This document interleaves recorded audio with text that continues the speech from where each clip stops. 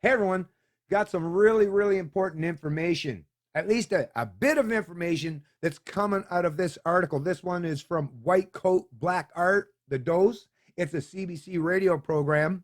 And like I say, really important bit of information. I'm going to keep this video as short as possible so that you'll not just watch it, but share it as well. Because I do recognize that some of the longer videos, people just kind of brush over or overlook or skip entirely. And once again, the information contained within it doesn't get shared or spread to very many people. And in a country, Canada, in a democracy, a properly informed and educated society is what's needed or required, right, to protect and defend all those rights, freedom, and liberties that we all hold dear, or at least should all hold dear. But what we see out there today, based on the misinformation and the rhetoric being espoused by many of those hacks in the established media and those in positions of authority, aka government or these healthcare experts, have been out there busy pumping up a narrative of fear, which is causing Canadians not just a lot of anxiety and stress, but to be wildly misinformed and out of touch with the actual facts, statistics, and numbers as it pertains to COVID-19, and in this particular case, outdoor transmission. Finally, some clarity is coming to light, and I can't help but point out that this particular individual, this contributor to this CBC radio program, probably feels compelled to do so and wants to be able to sleep well at night, knowing that he's offering some truth and some sanity in this crazy COVID world that we're currently experiencing. And kudos to him for doing so. Headline out of CBC Radio, White Coat Black Art, The Dose. Evidence suggests outdoor COVID-19 transmission is low. Here's what you need to know. Should you wear a mask outdoors? Experts weigh in. This is posted April 23rd, 2021. Amid rising COVID case counts, the messaging around being outside needs to change because the risk of outdoor transmission is really small. And the health benefits of being outdoors are immense, said Dr. Suman Chakrabarty, an infectious disease physician at Mississauga Hospital. Chakrabarty, who works in a COVID-19 hotspot, sees many patients with COVID, and they're not getting sick outside, he said. In the third wave, it is abundantly clear the people who are getting infected and sick enough to come in are those with heavy, prolonged indoor exposure, he told White Coat Black Art and The Dose host Dr. Brian Goldman. It's almost exclusively from high-density work settings or the family members thereof of high-density living settings, such as shelters, and these long-term care facilities as well, right? I mean, just already based on this information, just think about it. So if outdoor transmission is really low, then by natural extension, having people outdoors as opposed to being indoors would be a really good idea if your point was to not just flatten the curve, but to destroy it entirely. And maybe get to the point where we can finally open up and start having some of those rights and freedoms that have been denied to us for over a year now. What I'm taking from this so far is by forcing everyone indoors and these lockdowns and imposing all these restrictions on people is actually making things worse and stretching out the timeline in this country before we ever gain back any of our inherent inalienable rights, freedoms, and liberties. While our American counterparts to the south in many jurisdictions down there are opening up or have already opened up and are experiencing not just much more freedoms and benefits to being free to live their lives once again, they're also seeing that the numbers in those states who have opened up are dropping dramatically. Whereas the ones who are still imposing lockdowns are the states suffering the most and seeing the highest number of cases. This is part of the reason why I'm such a proponent of trying to mitigate risk and move things outdoors, he said. Last week, Ontario banned many outdoor sports and activities, including soccer, tennis, basketball, golf, and pickleball. Outdoor gatherings are also banned except for members of the same household or one other person from outside the household who lives alone.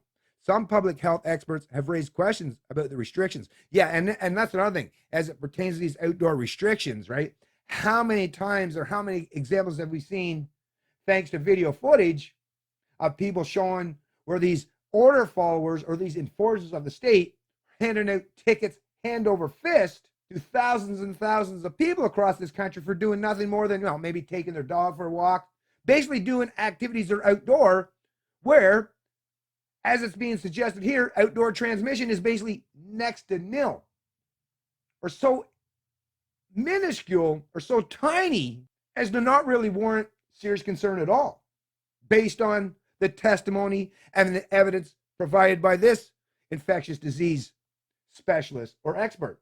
Anyways, folks, in addition to this text part of this article, because it's a CBC radio program, it has audio embedded in it as well. And it's this audio portion that I really want you to hear, because the information is something that, like I say, not just you need to know these numbers, but you need to share this kind of information with the rest of your fellow Canadians, whether it's your coworkers, your neighbors, or family members, or friends of yours who don't know this kind of information, or who haven't been privy to this information and are susceptible to falling for the fear narrative that's been driven by many of those who represent the established media. Like I say, make sure you share this with as many other Canadians as you possibly can, because there are a lot of Canadians out there who really need to hear this kind of information to be able to think critically about the true risk of contacting COVID-19 in an outdoor setting. Listen to this. So we're getting a bit ahead of ourselves. What do the studies say is the percentage of COVID cases that are transmitted outdoors?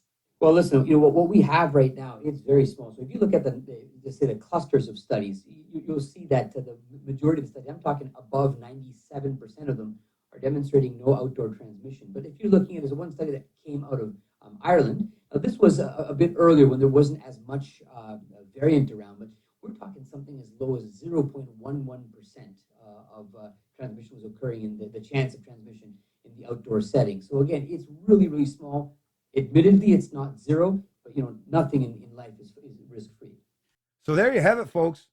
A full 97% of all the studies as it pertains to outdoor transmission of COVID-19 has said or come to the result that there is no outdoor transmission.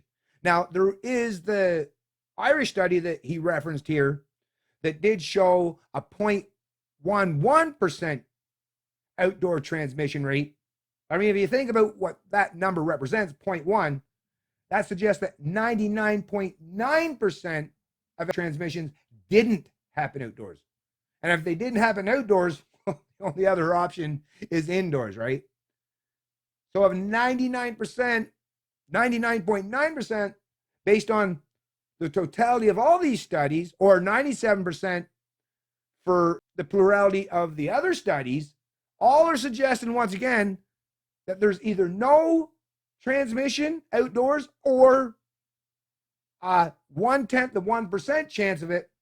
Like I say, entirety, take all that information in its entirety, and it suggests that you don't have to be concerned very much for outdoor transmission.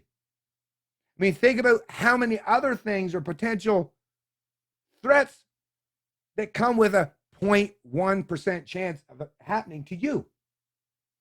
Lots. We could sit here all day, right? Thinking about things that are very rare and exceptional, but do happen.